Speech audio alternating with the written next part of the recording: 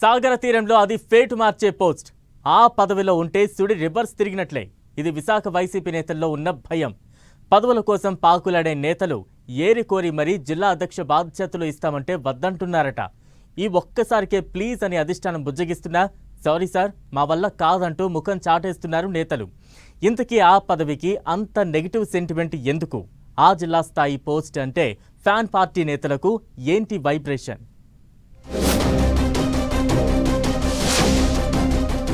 Negative సెంటిమెంట్గా Visakha జిల్లా YCP అధ్యక్ష పదవి. చాలా మంది నేతలకు కలిసి రాని జిల్లా అధ్యక్ష పోస్ట్. గతంలో వంశీకృష్ణ, ఇప్పుడు గుడివాడ అమర్నాథ్. ఫలానా పదవి కావాలంటూ రాజకీయ నేతలు తమ పార్టీ అధిష్టానాన్ని పట్టుబట్టడం కామన్. కానీ నీకో పోస్ట్ ఇస్తా అంటే వద్దు బాబు అనడం చాలా రేర్. విశాఖ వైసీపీలో ఇలాంటి సీనే కనిపిస్తోంది. విశాఖ జిల్లా అధ్యక్ష పదవి ఇస్తామంటే ఏ నేత ముందుకు రావడం లేదట. నేతలు ఇంతలా వెనకడుగు వేయడానికి విశాఖ జిల్లా అధ్యక్ష పదవికి స్ట్రాంగ్ నెగటివ్ సెంటిమెంట్ నడుస్తోంది. ఈ పదవి చేపట్టిన వారు తరువాత ఎన్నికల్లో ఓటమి పాలు కావడం ఖాయమన్న టాక్ ఉంది. వైసీపీ స్థాపించిన నాటి నుంచి ఇదే సెంటిమెంట్ నడుస్తోంది. వైసీపీ ఆవిర్భవించిన మొదట్లో నాడు అధ్యక్షుడిగా ఉన్న వంశీకృష్ణ శ్రీనివాస్ మొదలుకుని ప్రస్తుత అధ్యక్షుడు గుడివాడ అమర్నాథ్ వరకు ఇదే సెంటిమెంట్ కొనసాగుతోంది.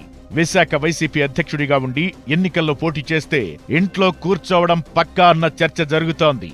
విశాఖ అర్బన్ అధ్యక్షుడిగా సుదీర్ఘకాలం వంశీకృష్ణ శ్రీనివాస్ పనిచేశారు. తూర్పు నియోజకవర్గం నుంచి 2014లో పోటీ చేసి ఓడిపోయారు. 2019లో సీటు దక్కలేదు.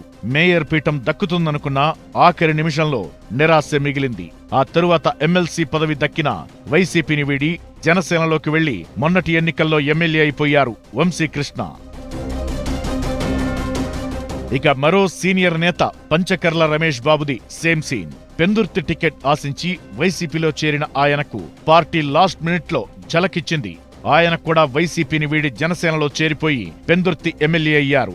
ఇక గతంలో విశాఖ నగర అధ్యక్ష బాధ్యతలు నిర్వహించిన మాజీ ఎమ్మెల్యే మళ్ల విజయప్రసాద్ వ్యాపార అక్రమాలు వెలుగు చూడడంతో జైలుకెళ్లొచ్చారు.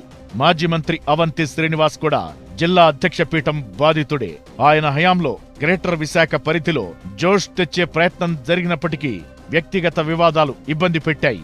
రాజకీయంగా ఓటమి అంటే ఎరుగని అవంతికి తొలిసారి ఘోరమైన అనుభవం తప్పలేదు.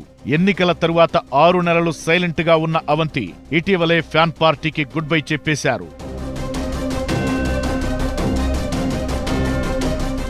అలాగే ఎమ్మెల్యేగా గెలుపు దగ్గరకొచ్చి ఓడిపోతున్న కోలా గురువులది ఇదే పరిస్థితి.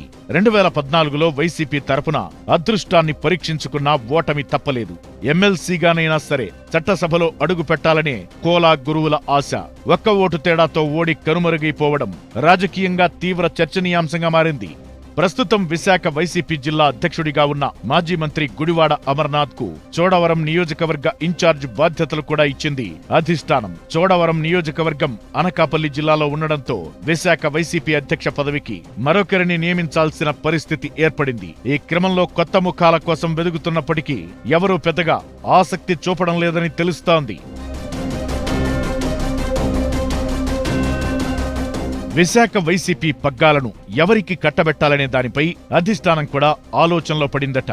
అంతో ఇంతో నేమ్ ఫేమ్ లీడర్లెవరూ సెంటిమెంట్ భయంతో ముందడుగు వేయడం లేదు. విశాఖ నార్త్ నియోజకవర్గ ఇన్ఛార్జిగా ఉన్న కేకే రాజు పేరును పార్టీ వర్గాలు పరిశీలిస్తున్నా ఆయన కూడా సుముఖంగా లేరట. గతంలో పనిచేసిన మళ్ల విజయప్రసాద్ కోర్టు కేసులతో జైలుకెళ్లొచ్చినా సరే కొద్ది రోజులు నడిపిద్దామంటే ఆయన పరిస్థితి మరీ దయనీయంగా ఉందట.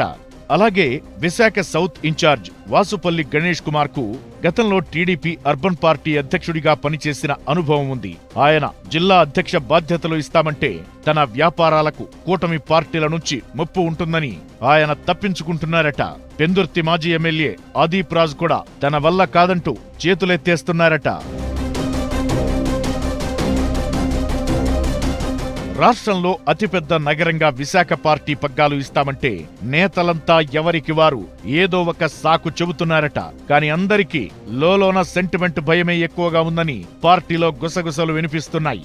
నేరుగా సెంటిమెంట్ను సాకుగా చూపితే పార్టీలో అసలుకే ఎసరు వస్తుందనే భయంతో రకరకాల కారణాలను చూపుతున్నారట.